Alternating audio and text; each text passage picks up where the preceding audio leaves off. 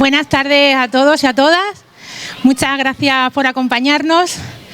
Es para mí un honor esta tarde presentaros a las personas que componen la candidatura al Ayuntamiento de Miajadas por la plataforma Izquierda Unida Extremadura, Izquierda Unida Miajadas y la plataforma progresista e independiente. Ahora que está como de moda las coaliciones, el ir juntos, nosotros llevamos haciéndolo es la 10ª candidatura, o sea, llevamos 40 años haciéndolo y gracias a eso llevamos desde el principio siendo partícipes de la vida del ayuntamiento y de la gestión.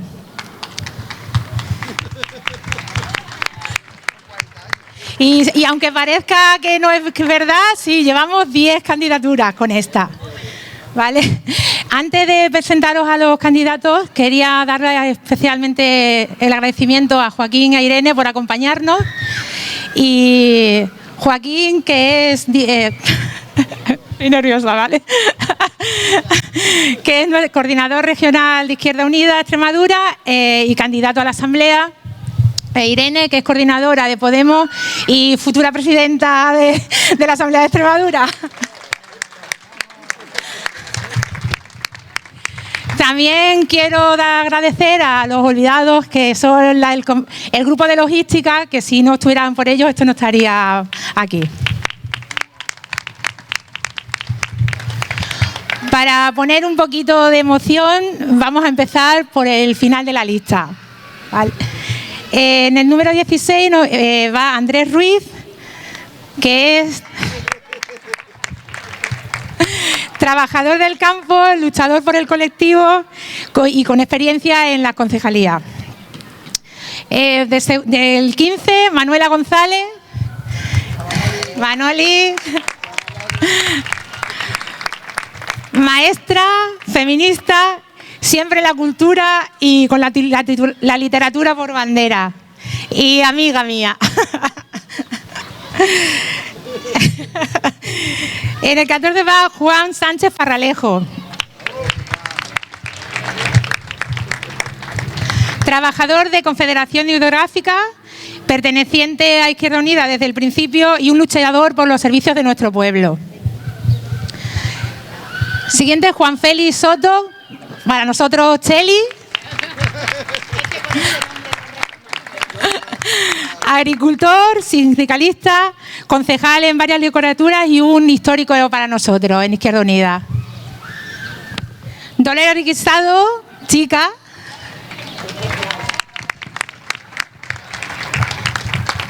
Autónoma del sector del comercio y una pionera en la educación ambiental desde el asociacionismo junto con las implicaciones sociales.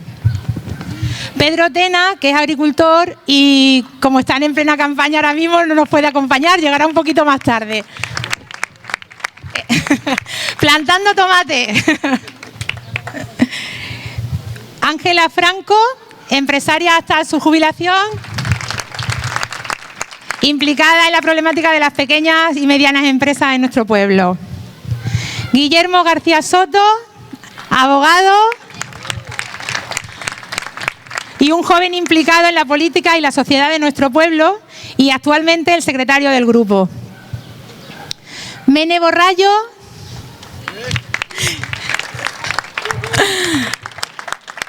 trabajadora social, para nosotros es la ministra de Asuntos Sociales y también durante algunos años secretaria del grupo. Jorge Olmos Pizarro, autónomo del sector de la restauración y también pues está trabajando. Amal Edawi, inmigrante, integrada en nuestro grupo de hace muchísimos años y trabaja en el campo y en la ayuda a domicilio. Tampoco ha podido acompañarnos hoy. Antonio Calle.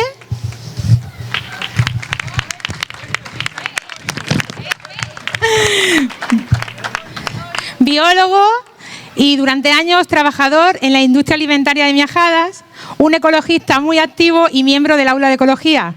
Fue concejal y en la actualidad nuestro coordinador local. Juan Alfonso Díaz Moreno, ¿quién es ese? Rorro. Empresario en el mundo de la informática y la telecomunicación, un joven preparado y activo en la política municipal y que hoy nos acompaña su hijo Martín. Hola, Martín.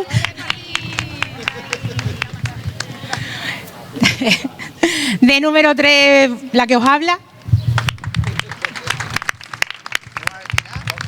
Ya me conocéis. Yo misma. Y Alba Sotortés, de número 2, Alba Sotortés, topógrafa, monitora de tiempo... Lo que me han apuntado. Monitora de tiempo libre y juventud, otra de las jóvenes que llevan toda la vida implicadas en multitud de actividades relacionadas con la juventud, la infancia, el ocio y el tiempo libre. Y nuestro número 1, Juan Leopoldo García Baviano, nuestro concejal y candidato a la alcaldía de Miajada.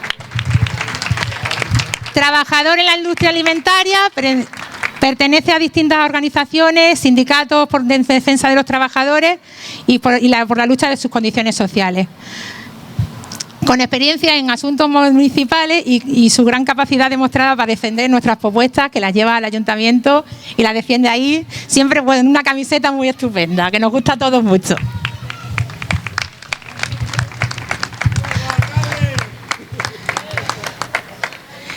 También queremos agradecer el acompañamiento que nos hace la gente de la Plataforma Pública por la Sanidad de Miajadas.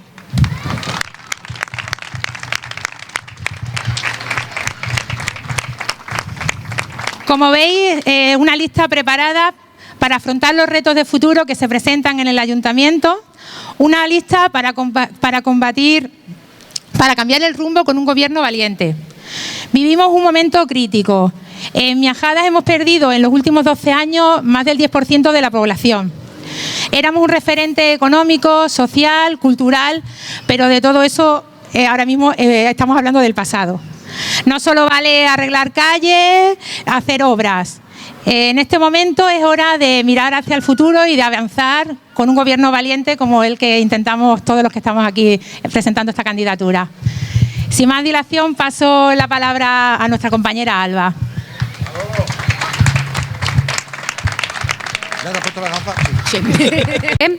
Esta mañana me hacían la pregunta de por qué estaba en política.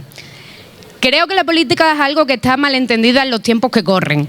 Es el día a día de nuestras vidas, es lo que decide todo lo que hacemos a nivel de trabajo, a nivel de tener instalaciones en el pueblo, a nivel de tener una sanidad pública. Entonces creo que esas cosas necesitan gente que las mueva y que trabaje por ellas. El trabajo desde fuera está muy bien, pero si la gente no se mete y no se arremanga, no se pueden llevar esas cosas a cabo. Entonces, mi razón principal para estar en política creo que es que desde dentro se pueden cambiar las cosas. Y es una de las principales razones por la que voy en esta lista y con esta gente.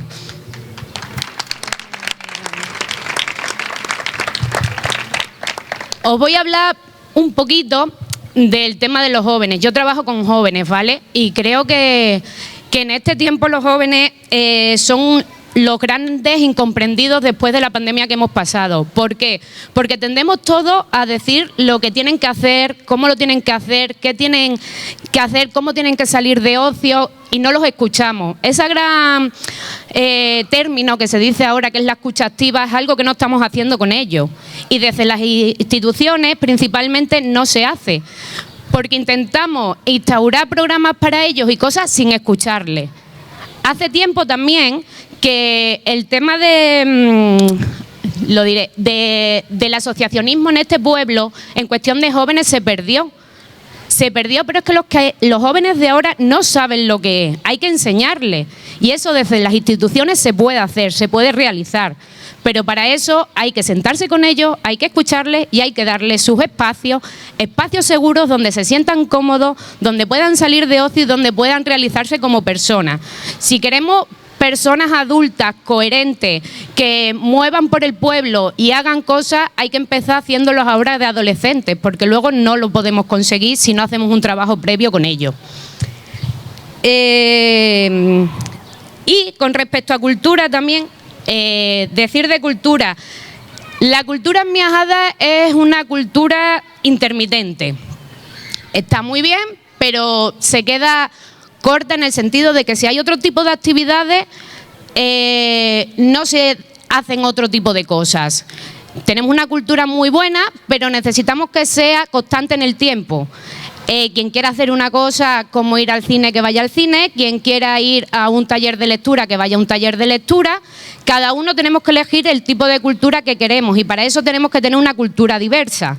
Si no tenemos una cultura diversa y continua en el tiempo, no vamos a conseguir que la gente se acostumbre a ese tipo de actos y ese tipo de reivindicación cultural.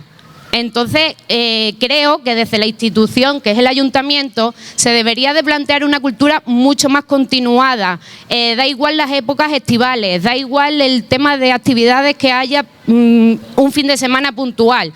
Hay cosas que deberían de ser constantes en el tiempo.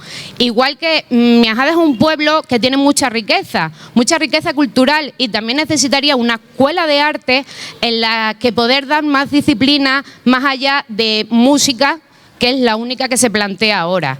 Entonces, hay un montón de niños que se tienen que ir también fuera porque hay disciplinas que aquí no se realizan. Somos un pueblo bastante grande que creo que el tema de cultura, el tema de las artes es algo que deberíamos de tener por bandera porque se ha demostrado que tenemos grandes artistas y podríamos tener muchos más. Y ya, que me enrollo.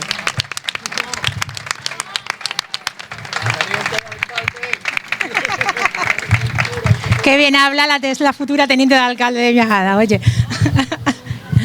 Bueno, a continuación le voy a dar la palabra a Leopoldo. Durante los últimos 4 años nuestro concejal en el ayuntamiento. Seguro que vamos a seguir. y os paso con él. Buenas tardes. Gracias por estar aquí. Aunque no tengamos luego aperitivo. Porque parece ser que lo típico ahora, por lo que se ve, es tener aperitivo, pero no tenemos. Entonces, si habéis venido...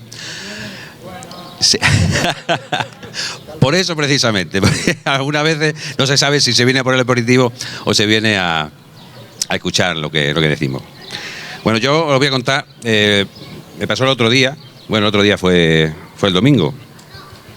El lunes tenía que ir a Madrid, porque estamos negociando el convenio estatal de conservas vegetales. Era el último estatal que aún no se había firmado, no se había conseguido. Llevábamos desde marzo del año pasado.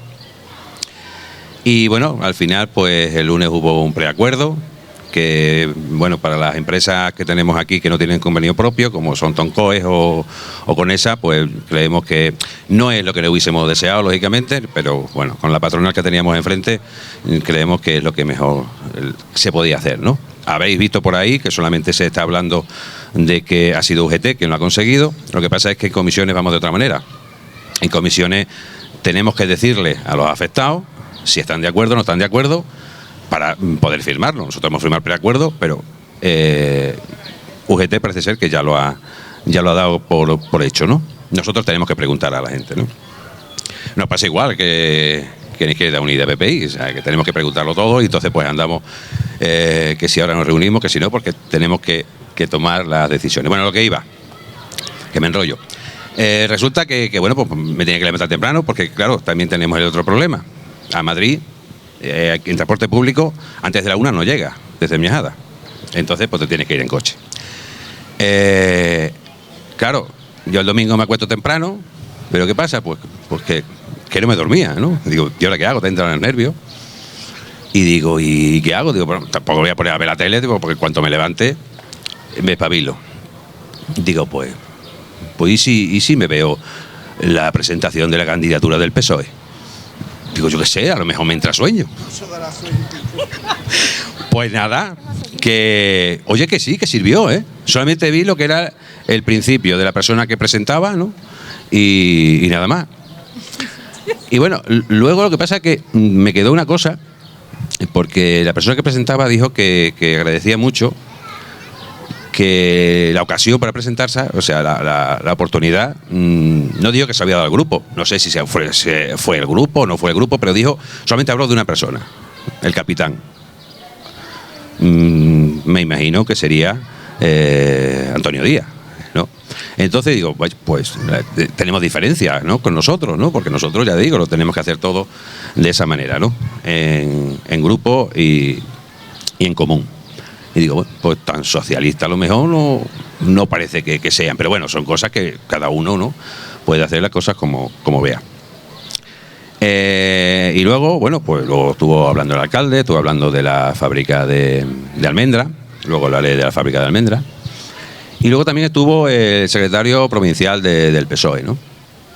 Y la verdad es que dijo algunas cosas que me la apunté, ¿no?, porque bueno, dentro de lo que es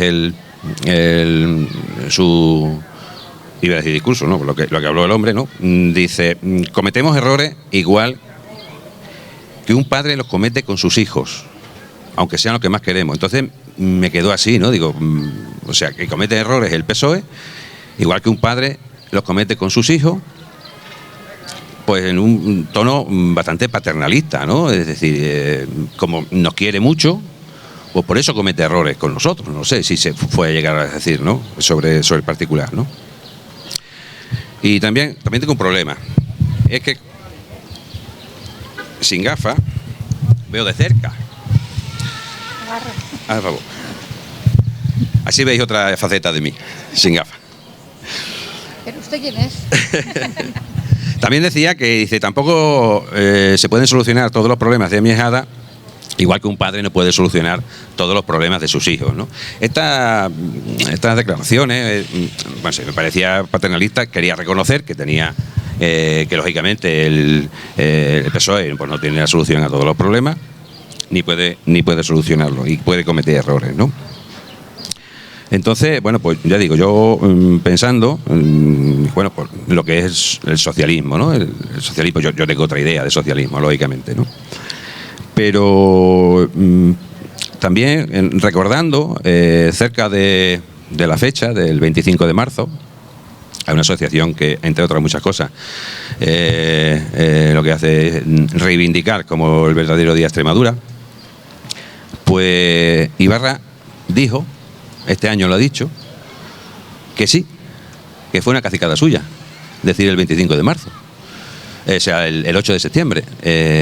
Lo dijo así, o sea, sin tapujos, ¿no? O sea, socialismo, ¿no?, por lo que se ve.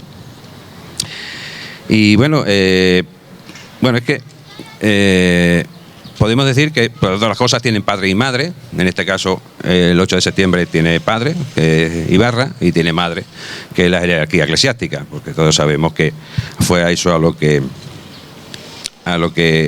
hizo, porque se iba a hablar en la Asamblea de Extremadura sobre el día, se estaba debatiendo, todo el mundo estaba medio de acuerdo, y llega él y dice que no, que tenía que ser el 8 de septiembre, y los demás del PSOE pues dijeron, pues sí, mi capitán, como lo dicen aquí igual. Bueno, hablando también sobre el secretario del PSOE, ¿no? Dijo que ya se estaba construyendo el AVE en Extremadura. Y que esas cosas lógicamente no se pueden hacer ni en 4 ni en 8 años, ¿no? Pero es que llevan 40, igual que aquí.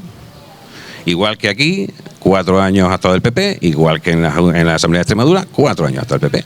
O sea, lo que pasa es ¿sabéis que el tren Ruta de la Plata, el que iba de Astorga a Sevilla, se eliminó entre 1985 y 1990? ¿Quién gobernaba Extremadura en esos años? Juan Carlos Rodríguez Ibarra, del PSOE. Bueno, puede decirme la gente, pero es que eso son infraestructuras, que son nacionales. ¿Quién gobernaba en España? Felipe González, del PSOE. Por lo tanto, socialismo, bueno, puede ser, pero la verdad es que nosotros no entendemos el socialismo así. Esto es porque no fue ese día, lógicamente. Yo vi la presentación luego, ¿no? Me parece que fue ayer cuando la vi, no esa noche. Luego vemos con lo de Obrero.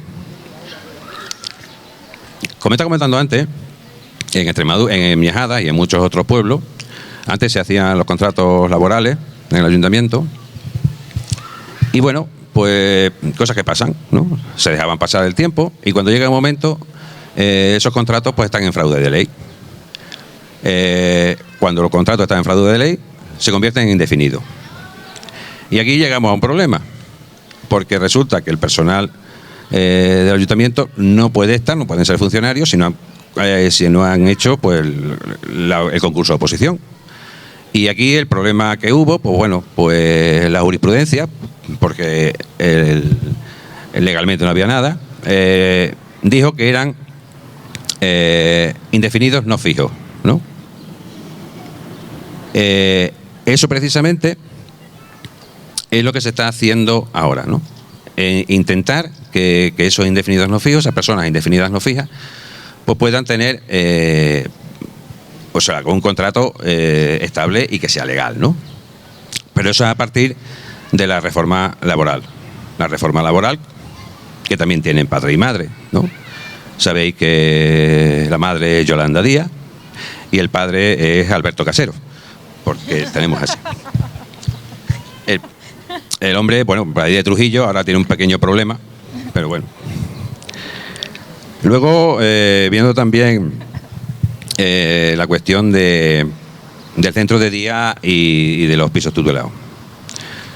Era municipal, luego pasó a externalizarlo. Sabéis lo que pasó con la externalización del centro de día y los pisos tutelados, que el empresario aquel pues se fue porque dice que no tenía dinero y volvió a cogerlo el ayuntamiento. Pero decía el ayuntamiento que no podía coger a todos los trabajadores. Se lo dijimos por activa y por pasiva. Tienes que cogerlo a los trabajadores porque te has subrogado. Es que tiene que ser el ayuntamiento, ¿no? Pues digo que no. Claro, las trabajadoras demandan y los tenemos que indemnizar porque hizo despido.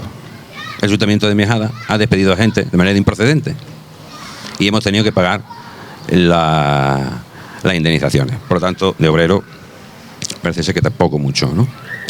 Y que hablar de la ayuda a domicilio, de la ley de la dependencia, que la teníamos también municipalizada, pero el PSOE decidió que, porque le costaba algunos años 17.000 euros por unos pequeños desacuerdos, o no desacuerdos, sino que no, con la Junta de Extremadura pues le pedían ese dinero porque no estaba suficientemente justificado.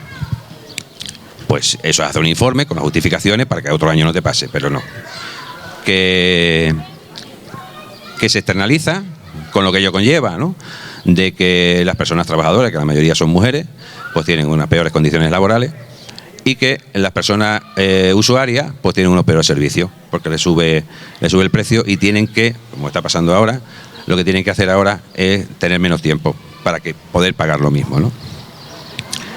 También tenemos Aqualia, que también es un servicio que está externalizado. Me parece, no sé si...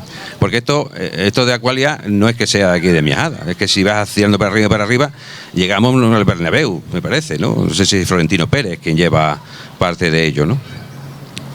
Y luego también, en cuanto a lo de obrero y lo de socialistas, pues tenemos desahucio, por ejemplo, el de Casar de Miajada, que según nos dijeron a nosotros, la familia, habían hablado al ayuntamiento y no les habían dicho nada. Estuvimos con ellos, estuvimos intentando ayudarle, no solucionar el problema, pero ayudarle. Estuvimos hablando con su abogada y bueno, intentamos hacer eso porque decían que desde el ayuntamiento no lo habían podido hacer. Y simplemente, bueno, lo que decía antes de la fábrica de almendras, que sí, que está bien, lógicamente es un proyecto que crean puestos de trabajo. Han dicho 30, por lo tanto serán menos, porque si fuesen más, lo hubiesen dicho, serán menos, y que está bien que se haga. Lo que ocurre es que lo que se necesita son más regadíos, regar más, porque son almendros que hay que regarlo. Igual que pasa con el olivar intensivo, de eso Pedro sabe más que yo y sabe Irene. Que sí, que está bien, pero resulta que no vamos a poder tener, no digo yo ahora, ¿no? Pero si no tenemos agua, lo principal van a ser ese olivo intensivo y ese almendro. Y no lo va a ser ni el tomate, ni el maíz, ni el arroz. Por lo tanto, simplemente deciros que de todas estas conclusiones, o de esto, una conclusión es que en Miajada la única opción de izquierda es Unidas por Miajada. Igual que en Extremadura, la única opción de izquierda es Unidas por Extremadura. Muchas gracias.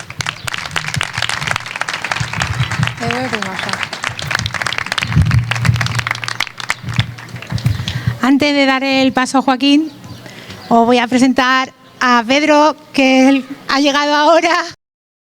Pedro Tena, otro de nuestros candidatos, de los componentes de la lista. Que aquí estamos gente trabajadora y es lo que tiene. Y bueno, voy a dar el paso a Joaquín. Como os he dicho antes, es el coordinador de Izquierda Unida en Extremadura y diputado en la Asamblea. Y futuro, bueno, se presenta como candidato a la Asamblea de la Junta.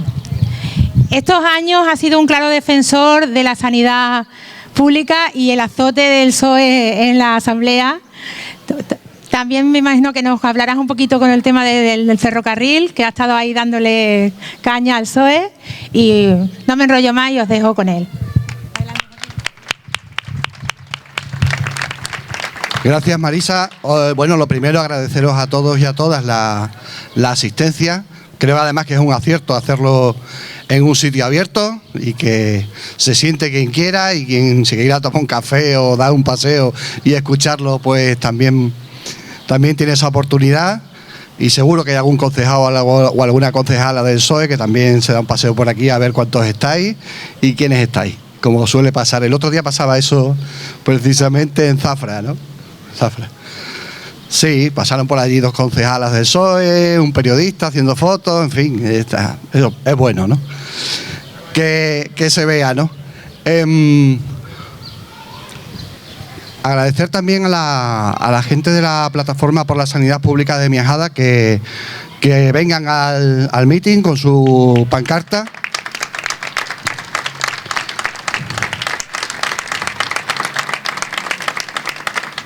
Si algo nos ha enseñado la pandemia durante estos años tan aciagos que hemos vivido y con tantas muertes y con tantas secuelas, que muchas veces nos olvidamos que hay gente que ya pasó el COVID pero sigue sufriendo la enfermedad, y esa es otra cosa que hay que pelear, porque en muchos casos no se les reconocen esas secuelas. Si algo nos ha enseñado la pandemia es que precisamente la sanidad pública es la única garantía que tenemos para atender a todos por igual, para garantizar la salud de la mayoría de la población y para responder con eficacia a la urgencia que se nos presente. Si se ha conseguido una vacuna, ha sido porque ha habido muchos miles de millones de euros que se han puesto desde la Unión Europea, desde los Estados, para que se investigara. Y si se ha conseguido vacunar a todo el mundo en un tiempo récord, como nunca se había hecho antes, me parece que fue ayer o antes de ayer, cuando la Organización Mundial de la Salud declaró que la pandemia había finalizado. Fijaros, si miramos en tiempo histórico, ha sido rapidísimo cómo ha reaccionado el conjunto de los países de los países más avanzados, económicamente, claro. A África no le vamos a pedir que desarrolle la vacuna, ¿no? Pero se ha hecho con el esfuerzo público. Es verdad que lo han desarrollado laboratorios, pero la investigación de base y el esfuerzo económico ha sido público, de la Unión Europea, de otros estados y también de los estados como España. Y si se ha conseguido vacunar a toda la gente en el tiempo récord, desde los mayores a toda la población, ha sido gracias a que tenemos un sistema de salud público con muchas deficiencias, con muchos problemas, muy mejorable, pero que sigue siendo uno de los mejores sistemas sanitarios del mundo.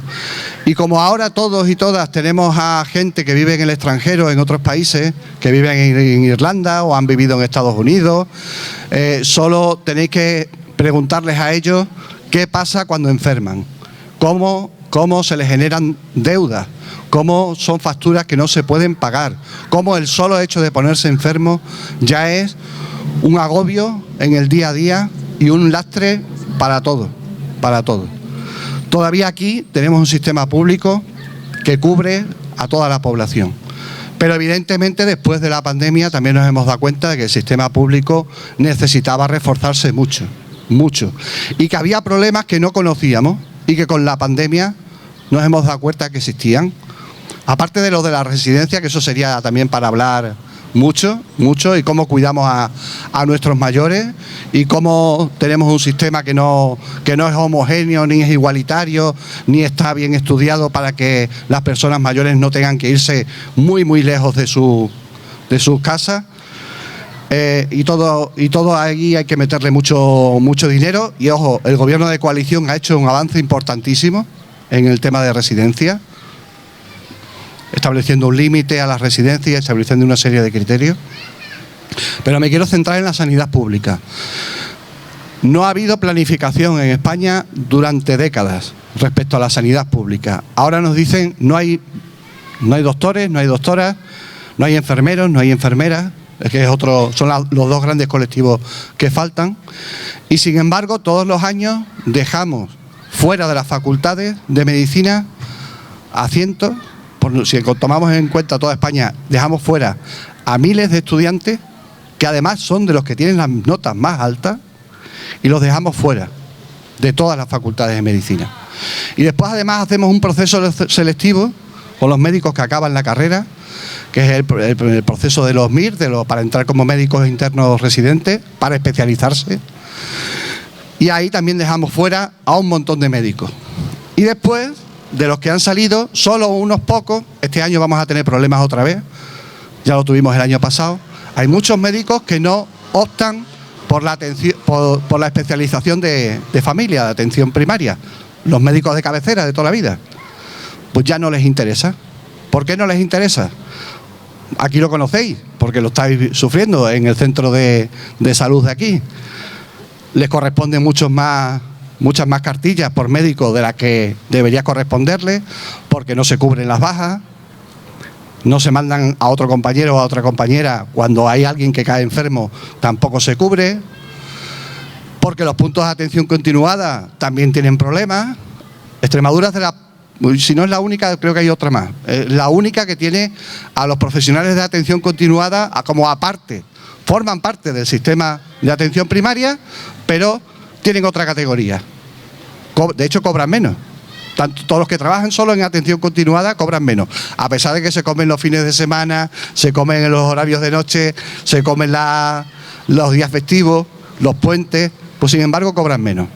Y tienen otro estatus dentro. Entonces, claro, en atención continuada también hay muchos médicos que en cuanto puede se va. En cuanto puede se va. Quiero decir, no estamos cuidando a los médicos, a las doctoras, al personal de enfermería, no los estamos cuidando, les estamos tratando mal, les estamos echando mucha más carga de trabajo. O sea, después de la pandemia les teníamos que haber reforzado y no se les reforzó. Nosotros en la Asamblea de Extremadura le dijimos al consejero Abergele, no despida a todos los refuerzos que habéis contratado para el COVID, no los despidáis. Y los despidieron. En el momento que cerraron el grifo de Madrid, ellos los despidieron. Igual que los despidieron en Andalucía, igual que los despidieron en muchos otros sitios. Pero nosotros les dijimos, aguanta, porque es necesario recuperar el nivel asistencial que teníamos antes.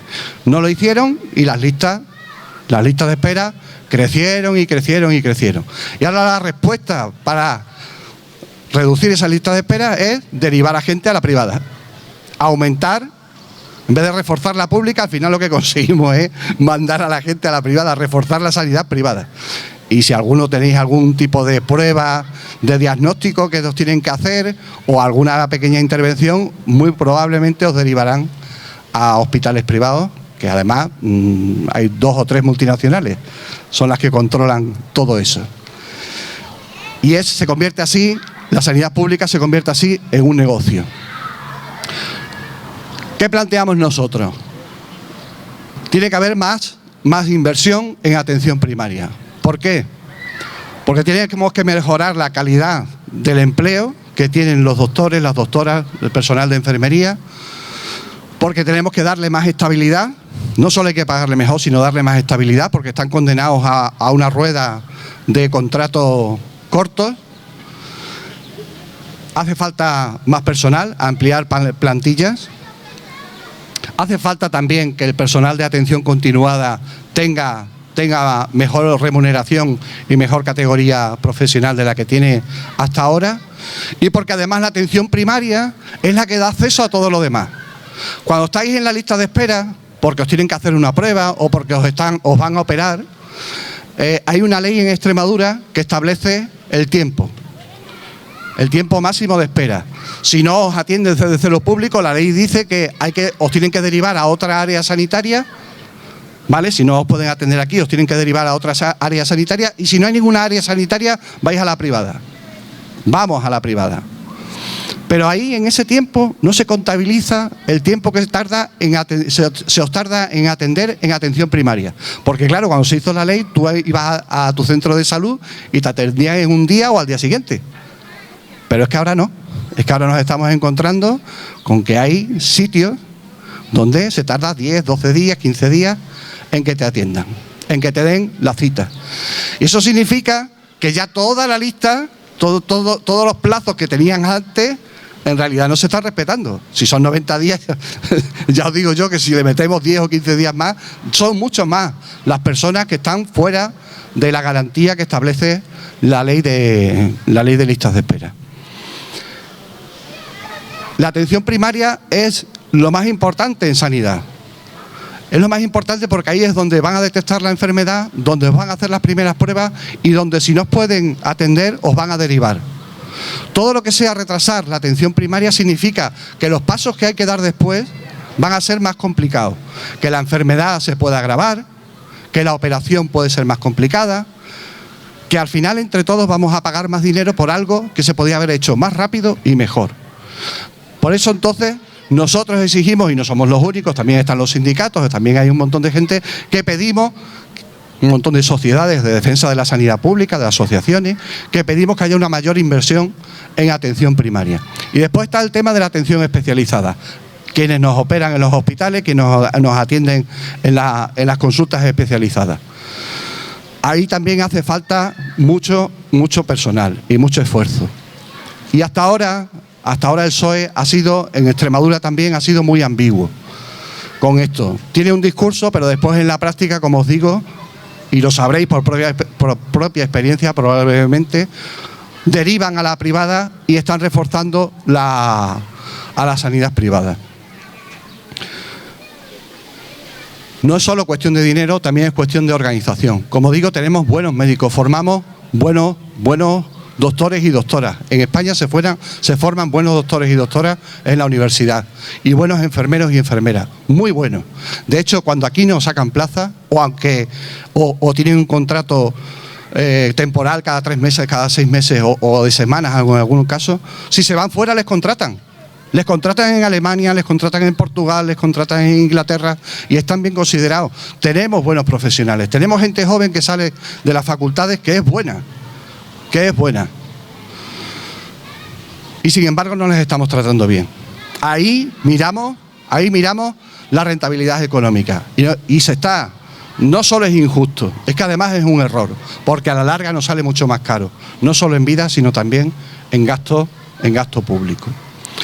Os pongo otro ejemplo también importante. Para mí muy importante porque lo hemos sufrido en la Asamblea estos 4 años y ya el problema venía de antes. Y os voy a hablar un momentito y cortarme, si me estoy alargando mucho me decís, te queda un minuto, despídete y ya está bien. El tema del transporte sanitario, de las ambulancias. Cada empresa que ha entrado a llevar el transporte sanitario en Extremadura ha hecho buena a la anterior. Y la anterior, que era Ambulancias Tenorio, tuvimos que ver ambulancias ardiendo en la autovía. O sea, imaginaros lo que está ocurriendo ahora. Tienen el peor convenio, tienen el peor sueldo de toda España. Los que hacen el transporte sanitario en Extremadura tienen el sueldo más bajo. Tienen el convenio congelado desde 2017. De hecho, hay algunos de ellos que no cobran ni el salario mínimo. La ley establece, ha habido un follón con esto, imaginaros.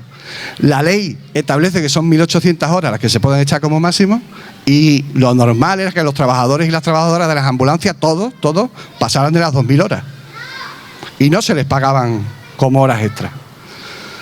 Y suma y sigue, porque además ahora la empresa que lleva las ambulancias ya lo que está haciendo es perseguir a los sindicalistas que están defendiendo los derechos de sus compañeros y puenteando a los sindicatos para llegar a acuerdos, a que los trabajadores firmen de uno en uno las nuevas condiciones y no cumplir con la legalidad que ha establecido un tribunal, no la ha establecido cualquiera. Y esas personas que echan tantas horas, que están en una situación de estrés, que están cobrando poco y que ni siquiera tienen el equipamiento que tienen que tener, es a esa gente que es tan importante, les confiamos nuestra vida cuando hay una urgencia, cuando hay un accidente, les confiamos el transporte de nuestros mayores cuando los llevan a diálisis o a las pruebas de cáncer o a los tratamientos de cáncer, les confiamos todo eso y los tratamos así de mal. Como sociedad es algo que no se puede permitir, y que os pongo solo como un ejemplo. Nosotros estamos convencidos ya, no hay forma de solucionar lo de las empresas de ambulancia, no hay forma. Lo que queremos es que vuelva a ser un servicio público de la Junta de Extremadura, que lo gestione una empresa pública.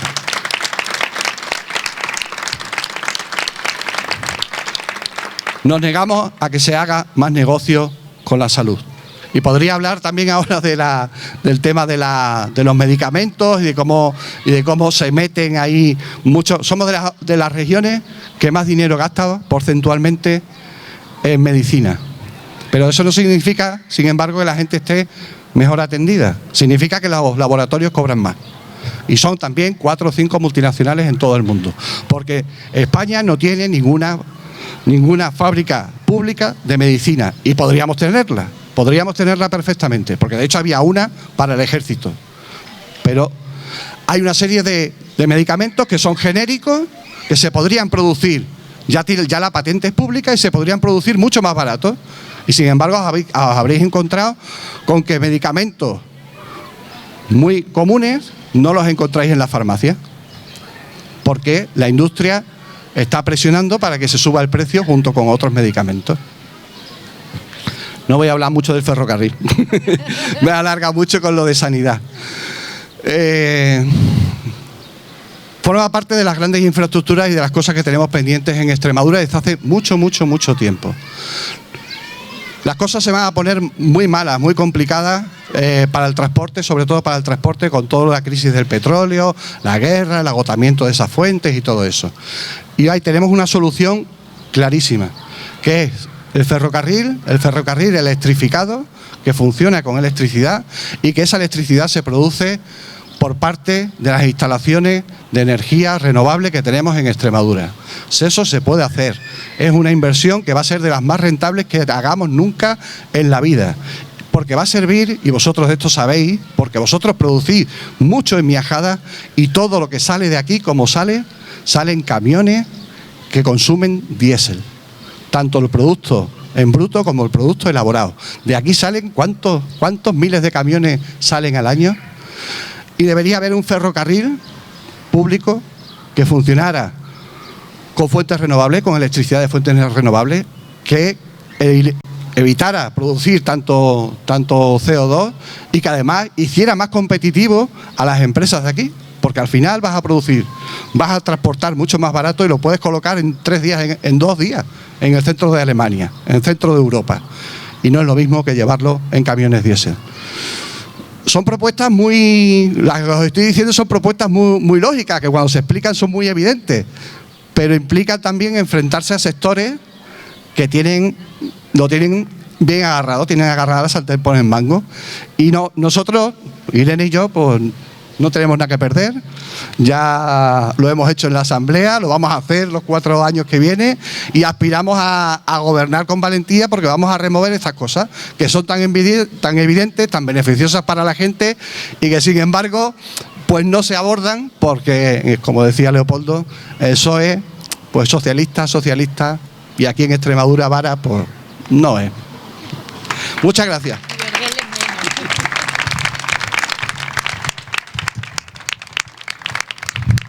Gracias, Joaquín. Por último voy a pasarle la palabra a Irene, coordinadora de Podemos diputada en la Asamblea y candidata a la presidencia. Irene ha trabajado durante estos 4 años en temas tan importantes como la vivienda, para la juventud, imagínate, transición ecológica, pero en Extremadura y en un pueblo agricultor como el nuestro, estamos eternamente agradecidos porque has llevado muchas de las reivindicaciones de los agricultores a la Asamblea, se lo has dicho ahora, has estado no solo en la Asamblea, sino acompañando en las manifestaciones y eso, como un pueblo agricultor, te lo agradezco.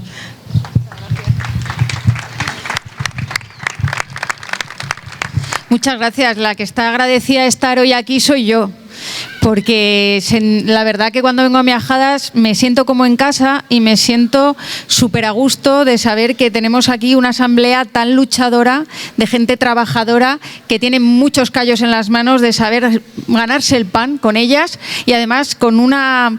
Para mí, y lo voy a decir así, la labor más ilustre que hay en esta vida, que es producir alimentos. Así que yo me siento muy agradecida por estar hoy aquí. Y quería agradecerle también a la Plataforma de Sanidad Pública de Miajadas, porque gracias, compañeros y compañeras, a la Plataforma de Miajadas, la manifestación del 22 de abril fue un éxito rotundo en Mérida y tuvisteis mucho que ver, muchísimo que ver. Fueron muchísimas las personas que desde Miajadas se desplazaron a Mérida para exigir una sanidad pública y para demostrar que hay una Extremadura que no se resigna a que su sanidad esté deteriorada, permanentemente deteriorada. Si algo nos ha enseñado la pandemia es precisamente que la sanidad pública es una joya que tenemos que cuidar entre todos y todas, que la tenemos que proteger y por eso nosotros, Joaquín y yo, nos comprometemos a luchar porque no se siga privatizando como se está haciendo hasta ahora, que vemos como todos los presupuestos, presupuesto tras presupuesto, se aumenta la partida para la sanidad privada en Extremadura y eso supone el deterioro real de la sanidad pública. Así que nuestro compromiso está totalmente con vosotras. Yo quería deciros que este 28 de mayo básicamente hay 2 opciones. Una opción es que haya un gobierno del Partido Popular con Vox. Obviamente una opción de retroceso absoluto en derechos y una opción que sería realmente condenar el futuro de esta tierra a no tener oportunidades. Es una opción que sabemos precisamente lo que hace la derecha cuando llega al gobierno. Si os acordáis, en la anterior crisis, la crisis del 2008, lo que hizo la derecha cuando la gobernó. ¿No existían los ERTEs por aquella época? Sí, claro que existían. Lo que pasa es que no los aplicaron. Lo que hizo la derecha fue aplicar austeridad, recortes, devaluación salarial, despido libre y precariedad laboral, y que se apretara el cinturón la clase trabajadora. Esas fueron las recetas de la derecha para gestionar una crisis económica que hizo muchísimo daño a las familias de este país. Sabemos muy bien lo que hacen cuando llegan al gobierno. Pueden ahora tener discursos moderados, pueden ponerse ahora pins del 8 de marzo, reunirse con los colectivos LGTBI, pero luego no tienen ningún pudor a la hora de llegar a acuerdos con la extrema derecha, que sabemos que lo único que hacen es deteriorar la convivencia y crear discursos de odio. También sabemos lo que hacen cuando gobiernan en las comunidades autónomas. Recordar lo que hizo Moreno Bonilla nada más llegar a San Telmo, en Andalucía. Lo primero que hizo fue subirse el sueldo a él mismo. Y también subir el número de cargos públicos que tenían derecho a vivienda a cargo del erario público. Lo segundo que hizo fue eliminar el impuesto de sucesiones. Y eso suponía que las personas más ricas de Andalucía, las 20.000 personas más ricas de Andalucía, dejaban de aportar a la hucha común. A la derecha las cuentas les salen muy mal, siempre quieren hacer la cuadratura del círculo. Quieren eliminar impuestos, pero luego quieren tener sanidad, luego dicen que van a reforzar la educación, luego piden ayudas para todo, para el sector agrícola, para todo piden ayudas. Ahora, ¿cómo lo van a hacer? pues es muy difícil cuando uno no tiene las nociones básicas, yo creo, de matemáticas, ¿no? Para saber que si recortamos de la hucha común, si eliminamos impuestos y sobre todo a los más ricos, va a ser muy difícil sostener nuestros servicios públicos y nuestro estado de bienestar. Lo siguiente que hizo el señor Moreno Bonilla fue despedir a 8.000 profesionales sanitarios que habían estado dejándose la piel luchando contra la pandemia, luchando contra el COVID. Lo último ya que ha hecho el señor Bonilla ha sido sacar 2 leyes. Una es la privatización de la atención primaria, que es la columna vertebral de nuestro sistema de salud, y la última ley ha sido ya un escándalo morrocotudo, que es la ley de regadíos, que acaba por cargarse ya directamente Doñana. Y tengo que decir que esta ley se parece bastante a nuestra ley de Valdecañas. Se parece bastante. Es una ley que pretende hacer pasar por legal algo que los tribunales ya han dicho que es ilegal. Es una ley que va en contra de las directivas europeas hasta de la propia Constitución. Y es una ley que no se puede aprobar con la mayoría absoluta del partido, en este caso socialista, porque es una ley que daña las instituciones, porque es una ley ilegal. Por eso os digo que hay 2 opciones el próximo 28 de mayo. Está esta opción de la derecha apoyada en la derecha echada al monte, que es el partido Vox, y está otra opción, que es la de un gobierno que avance, un gobierno que progrese, un gobierno que nos dé más derechos y que haga que Extremadura esté a la cabeza y no permanentemente en el vagón de cola. Y es que yo creo, compañeros y compañeras, que la época de las mayorías absolutas ya se ha acabado. Es una época de otro tiempo. Estábamos viviendo algo que ya no era así en casi ninguna comunidad autónoma. Ha habido 6 gobiernos autonómicos de coalición progresista en este país que se han mantenido estables toda la legislatura. Los que no se han mantenido estables son los gobiernos de coalición de la derecha con la ultraderecha. Si os recordáis, ¿dónde ha habido elecciones anticipadas? En Andalucía, en Murcia y en Castilla y León. Casualmente, los 3 gobiernos de coalición de las derechas. Donde se han mantenido los gobiernos de coalición es donde nosotros y nosotras, nuestro espacio político estaba representado y donde hemos seguido avanzando en derechos. A mí me daba mucha envidia esta legislatura ver cómo en Baleares de repente creaban una empresa pública de energía. Y resulta que no solo producían energía, sino que la comercializaban y hacía que fuera más barata para las familias y para las empresas de las islas. ¿Por qué en Baleares sí y aquí, que somos, parece ser un paraíso energético, no? Me daba mucha envidia ver cómo en la Comunidad Valenciana las 538 viviendas que tenía la Sareb pasaban a formar parte de un parque público de vivienda y se ponían a precio de alquiler asequible para las familias y para los jóvenes valencianos. Me daba también mucha envidia ver cómo en Canarias sacaban adelante una ley de juventud, sacaban adelante una prestación que garantizaba el sustento y ayuda a las familias más vulnerables de Canarias. Más de 11.000 familias en Canarias se han visto beneficiadas por esas ayudas. Todo esto, compañeros y compañeras, ha sido gracias a que ha habido gobiernos de coalición. Nosotras sabemos que al señor Fernández Vara esta idea no le hace gracia. No le hace nada de gracia. Pero él sabe también que nosotras no se lo vamos a poner fácil, ni se lo vamos a regalar, ni muchísimo menos. Sabemos muy bien por qué estamos en política. Sabemos muy bien cuáles son nuestros objetivos a la hora de llegar a la política. Y es garantizar mejorías para la clase trabajadora y para las mayorías sociales extremeñas. Y no para las grandes empresas que vienen a lucrarse, que vienen a hacerse de oro con nuestros recursos, que lo llevan haciendo décadas porque estamos sufriendo una absoluta colonización. Y sabemos que no es de su agrado. Pero también le decimos que si él no está dispuesto a que en el siglo XXI Extremadura tenga esa cultura política de la coalición, deberá dar un paso al lado. Deberá dar un paso al lado. Y deberá dejar que otras personas sí estén dispuestas a sentarse a dialogar, a sentarse a llegar a consensos y a sentarse a construir una Extremadura mejor con personas, con organizaciones políticas, con nuestro espacio político, que lo único que quiere es que haya oportunidades para todos y para todas, para que generemos beneficio en Extremadura, pero también bienestar. Porque los modelos productivos que nos están poniendo ahora en marcha, que dicen que vamos a ser la pila verde de Europa, lo que vamos a hacer va a ser pues la alfombra de placas fotovoltaicas de Europa. Pero eso no está redundando en ningún beneficio real en nuestra tierra.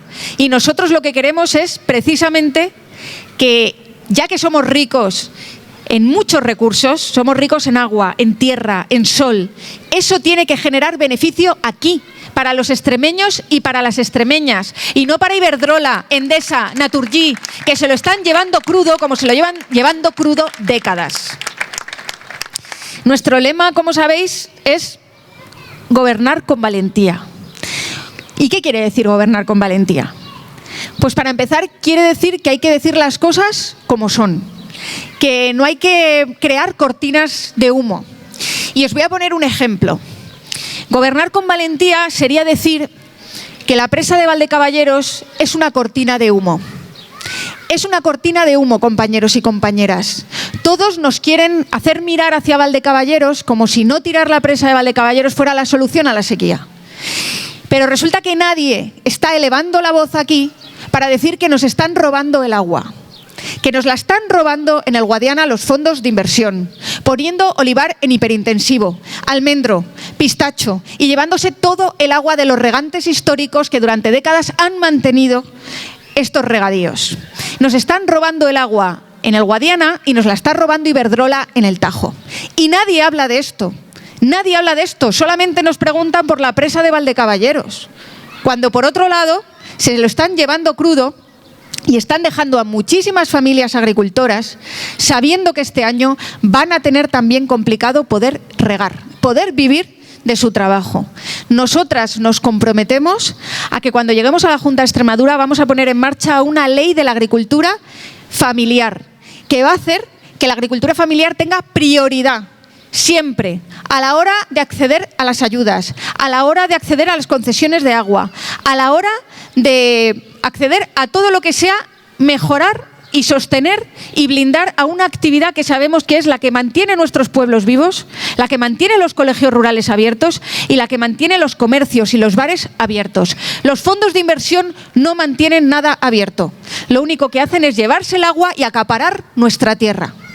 Esa va a ser una de las propuestas y de las medidas que vamos a llevar a la Junta de Extremadura.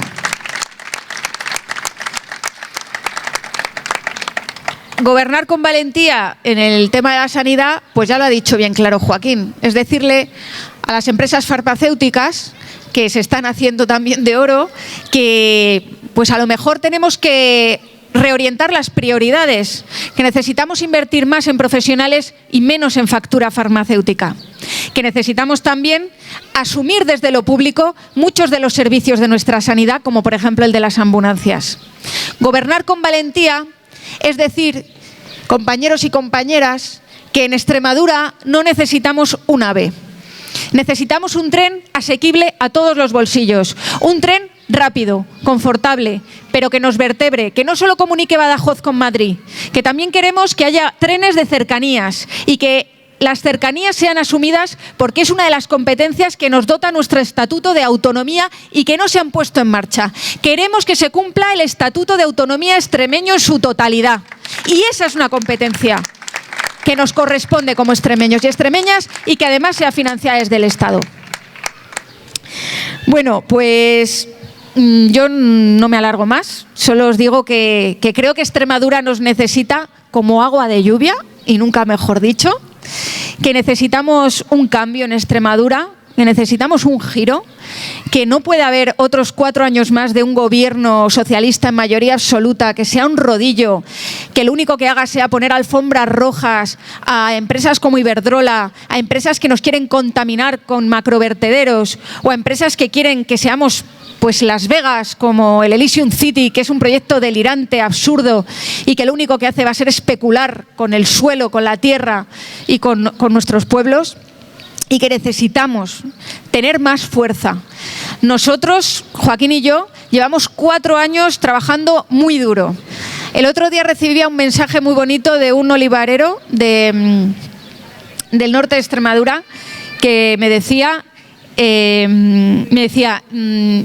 hay mucha gente que no necesita una campaña electoral para saber quién ha estado sembrando por Extremadura.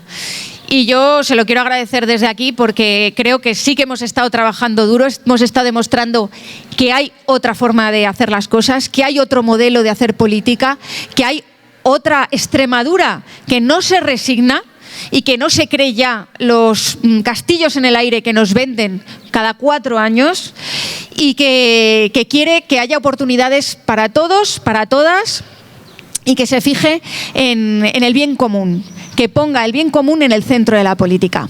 Así que, bueno, yo termino también diciendo que, y esto sí que quería decirlo, y es que también necesitamos una Extremadura que deje de echar tierra en las cunetas, que cumpla con la ley de memoria histórica, que la memoria no es mirar hacia el pasado, no es revolver los conflictos del pasado. No, compañeros y compañeras, la memoria es mirar al futuro. El otro día escuché una frase que me gustó en especial y que dice que para pasar página primero hay que haberla leído.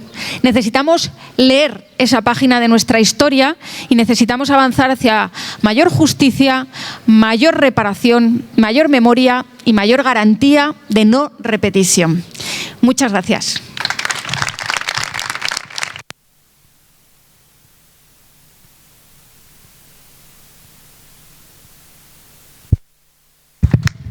Bueno, por último quiero volver a daros las gracias a todos los que nos habéis acompañado. Hemos escuchado toda la problemática que hay en Extremadura y cómo intentamos combatirla. Para eso nosotros hemos elaborado un programa que pronto os haremos llegar, porque para cambiar el rumbo, para terminar con el declive, para tener un futuro en Extremadura, necesitamos gobernar con valentía. Y para gobernar con valentía, en Miajadas, necesitamos a que llegue al Ayuntamiento Unidas por Miajadas y en la Junta Unidas por Extremadura. Muchas gracias por haber venido. Y ahora os pediría que los compañeros candidatos os acerquéis para que toda la gente que os conozca.